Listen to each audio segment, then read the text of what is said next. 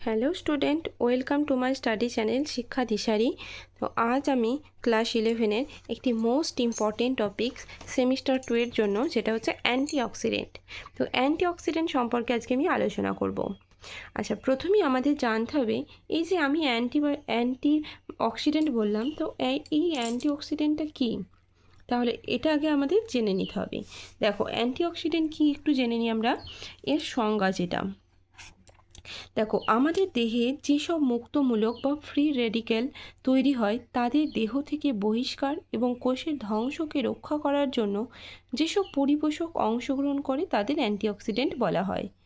উদাহরণস্বরূপ vitamin E, vitamin C, beta carotene, খনিজ লবণের মধ্যে জিঙ্ক, সেলেনিয়াম হলো অ্যান্টিঅক্সিডেন্ট। তাহলে অ্যান্টিঅক্সিডেন্ট আবারও কি, একটু ভালো করে তোমরা একটু বুঝে নাও। আমাদের দেহে কিন্তু প্রতিনিয়ত ফ্রি র্যাডিক্যালস বা মুক্তমূলক তৈরি হয়, যেগুলো আমাদের দেহে বা শরীরে কিন্তু আমাদের ক্ষতি করে। তো সেই সমস্ত যে ক্ষতিকারক মূলকগুলো, তাদেরকে দেহ থেকে আমাদের কিন্তু বাইরে বের করে দিতে হয়। কেন বের করে দিতে হয়? কারণ এরা যদি আমাদের শরীরে থাকে, তাহলে এরা কিন্তু আমাদের কোষকে ধ্বংস করে দেয়। আর যেহেতু কোষ যদি ধ্বংস হয়ে যায়, তাহলে কি হবে? তাহলে আমাদের এক একটা অর্গ্যান ড্যামেজ হয়ে যাবে। তাহলে আমাদের পুরো ইমিউন সিস্টেম বা টোটাল হিউম্যান অর্গানিজম সেটা কিন্তু আমাদের নষ্ট হয়ে যাবে বা ধ্বংস হয়ে যাবে। তাহলে কিন্তু আমাদের শরীরে বিভিন্ন ডিজিজ দেখা যাবে। সেই জন্য আমাদেরকে প্রথমেই এই যে ফ্রি র্যাডিক্যাল, সেগুলোকে শরীর থেকে বহিষ্কার করতে হবে। আর সেগুলোকে বহিষ্কার করার জন্য যে সমস্ত পরিপোষক আমাদের অংশগ্রহণ করে, সেই পরিপোষকগুলোকেই বলা হচ্ছে অ্যান্টিঅক্সিডেন্ট। ঠিক আছে? তাহলে এই অ্যান্টিঅক্সিডেন্ট তাহলে কোনগুলো? Vitamin E, vitamin C, beta carotene, এগুলো কিন্তু এগুলো আমাদের অ্যান্টিঅক্সিডেন্ট রূপে কাজ করে। তাহলে এই অ্যান্টিঅক্সিডেন্ট সমৃদ্ধ যে খাবারগুলো, সেই খাবারগুলো যদি আমরা খাই দৈনন্দিন জীবনে, তাহলে কী হবে? আমাদের শরীরে অ্যান্টিঅক্সিডেন্ট তৈরি হবে, এবং এই অ্যান্টিঅক্সিডেন্ট কিন্তু আমাদের ওই ফ্রি র্যাডিক্যালসের বিরুদ্ধে কাজ করতে সাহায্য করবে।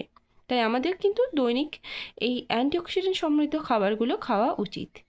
তো এর বৈশিষ্ট্য আমরা একটু দেখে নিই। আশা করি তোমরা এর ডেফিনেশনটা বুঝতে পারলে যে আমি অ্যান্টিঅক্সিডেন্ট সম্পর্কে কী বোঝালাম। তো এর বৈশিষ্ট্যটা একটু দেখে নাও। দেখো, শরীরের কোষ থেকে মুক্তমূলক বের করে দেয়। এটাই বললাম আমি, যে শরীর থেকে আমাদের ফ্রি র্যাডিক্যালসগুলোকে বাইরে বের করে দেয়। দ্বিতীয় কী আছে? দেখো, অক্সিডেশনের ফলে সৃষ্ট ক্ষতি প্রতিরোধ করে বা হ্রাস করে। ঠিক আছে? এরপর এর উৎসটা একটু দেখে নিই। দেখো, প্রাকৃতিক খাদ্যে প্রচুর পরিমাণে অ্যান্টিঅক্সিডেন্ট পাওয়া যায়। ফল এবং সবজি হলো এর উৎকৃষ্ট উৎস। বিটা ক্যারোটিন, ভিটামিন ই এবং ভিটামিন সি সমৃদ্ধ খাদ্যগুলি অ্যান্টিঅক্সিডেন্টের উত্তম উৎস। তাহলে উদ্ভিজ উৎস একটু দেখে নিই। উদ্ভিজ উৎস কোনগুলো? কমলা লেবু, আম, বেরি, কিউই, সবুজ পাতা, গাজর, ক্যাপসিকাম, পেঁপে, বেগুন, আঙুর, পেঁয়াজ, বাদাম, চা, গ্রিন চা, আপেল, মিষ্টি কুমড়ো, সয়াবিন, টমেটো, মসুর ডাল, ভুট্টা, এগুলো আমাদের অ্যান্টিঅক্সিডেন্টের উদ্ভিজ উৎস। এরপর জানবো আমরা যে প্রাণীজ উৎস কোনগুলো। তাহলে প্রাণীজ উৎস হচ্ছে ডিম, স্যালমন, মাছের তেল, চর্বিবিহীন মাংস, যকৃৎ, দুধ, এগুলো হচ্ছে প্রাণীজ উৎস। এখানে দেখো, অ্যান্টিঅক্সিডেন্ট কোনগুলো? ভিটামিন এ, ভিটামিন সি, তামা, লোহা, জিঙ্ক। তো ভিটামিন এ সমৃদ্ধ খাবার যেগুলো আছে, গাজর, পাকা টমেটো, পাকা কলা, পাকা পেঁপে, তরমুজ, পাকা আম, কুমড়ো ইত্যাদি। ভিটামিন সি সমৃদ্ধ খাবার কোনগুলো? টাটকা ফল, সবজি, টক ফল যেমন আমলকি, লেবু, পেয়ারা, মৌসুম্বি। তামা আছে কিসে? পাঁঠার, যকৃৎ, বাদাম, মাশরুম, শামুক, তারপরে তোমার চকোলেট ইত্যাদিতে। লোহা আছে কিসে? যকৃৎ, মাংস, মাছ, দানা শস্য, সবুজ শাকসবজি, ডাল, এগুলোতে। জিঙ্ক আছে মাংস, সামুদ্রিক মাছ, দানা শস্য ইত্যাদিতে আছে জিঙ্ক। ঠিক আছে? তাহলে এটা গেল এর অ্যান্টিঅক্সিডেন্টের যে উৎস, প্রাণীজ এবং উদ্ভিজ উৎস, সেগুলো সম্পর্কে। এরপর দেখব অ্যান্টিঅক্সিডেন্টের কাজগুলো একটু দেখে নিই। অ্যান্টিঅক্সিডেন্টের কাজটা কিন্তু ভেরি ভেরি ইম্পর্টেন্ট, আমি তাই জন্য ডবল দাগ দিলাম। তো অ্যান্টিঅক্সিডেন্ট কি, তোমাদের কিন্তু টিকা আসতে পারে, অথবা অ্যান্টিঅক্সিডেন্টের গুরুত্ব লেখো, সেটাও তোমাদের কোয়েশ্চেন আকারে আসতে পারে। টোটাল 5 নাম্বারের কোয়েশ্চেন কিন্তু তোমাদের এখান থেকে আসতে পারে। তো তোমরা অ্যান্টিঅক্সিডেন্টটা খুব ভালো করে মুখস্থ করবে। তো একটু তোমরা যদি বুঝেও লিখে দিয়ে আসতে পারো, তাহলে তোমরা যদি বুঝে নাও এবং সেখান থেকে একটুখানি গুছিয়ে লিখে আসতে পারো, তাহলে তোমরা কিন্তু ফুল মার্কস পেতে পারো। তোমাদের কিন্তু মুখস্থ করার দরকার নেই, একটু বুঝে রাখো, তাহলেই হবে। আচ্ছা, অ্যান্টিঅক্সিডেন্টের কাজটা দেখো। 1 নাম্বার কী আছে? ত্বকের স্বাস্থ্যকে রক্ষা করে। ত্বকের স্বাস্থ্য রক্ষায় অ্যান্টিঅক্সিডেন্টের অবদান খুবই গুরুত্বপূর্ণ। ভিটামিন ই, ভিটামিন সি এবং ক্যারোটিনয়েড বিশেষভাবে উপকারী।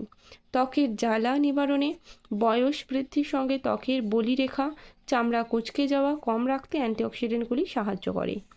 2 নাম্বার কী আছে দেখো? কেশ পরিচর্যায় চুল পড়ে যাওয়া হ্রাস করতে, ঔজ্জ্বল্য বৃদ্ধি করতে এবং গঠন উন্নত করতে অ্যান্টিঅক্সিডেন্টগুলি বিশেষ ভূমিকা পালন করে। 3 নাম্বার কী আছে দেখো? চোখের পরিচর্যা। ম্যাকুলা হলো চোখের রেটিনার কেন্দ্রে গোলাকার অংশ, যা দৃষ্টিশক্তি বজায় রাখতে সাহায্য করে। চোখের এই অংশে 2টি ক্যারোটিনয়েড রঞ্জক উচ্চ ঘনত্বে থাকে এবং ফ্রি র্যাডিক্যাল দ্বারা চোখের এই অংশের অক্সিডেটিভ ক্ষতিকে কমাতে সাহায্য করে। গবেষণায় দেখা গেছে দৈনিক খাদ্য তালিকায় পর্যাপ্ত পরিমাণ অ্যান্টিঅক্সিডেন্টের উপস্থিতি চোখে ছানি পড়ার সম্ভাবনা কমায় এবং অন্ধত্ব প্রতিরোধ করে। 4 নাম্বার কী আছে দেখো? কর্কট রোগ হ্রাসে ভূমিকা। প্রতিক্রিয়াশীল অক্সিজেন যথা ফ্রি রেডিক্যালের কারণে কর্কট রোগ হওয়ার সম্ভাবনা বৃদ্ধি পায়। যেহেতু অ্যান্টিঅক্সিডেন্ট প্রতিক্রিয়াশীল অক্সিজেনের মাত্রা কম করে, তাই কর্কট রোগের সম্ভাবনা হ্রাস করার পিছনেও এর একটা ভূমিকা আছে। 5 নাম্বার পয়েন্ট কী আছে দেখো? হৃদযন্ত্র ও অ্যান্টিঅক্সিডেন্ট। হৃদযন্ত্রের রোগের অন্যতম প্রধান কারণ হলো অক্সিডেটিভ চাপ। গবেষণায় দেখা গেছে যে খাদ্যে অ্যান্টিঅক্সিডেন্টের উপস্থিতি হৃদযন্ত্রের অসুখ রোধে সহায়তা করে। আর 6 নাম্বার কী আছে দেখো? মস্তিষ্কে অ্যান্টিঅক্সিডেন্টের ভূমিকা কী?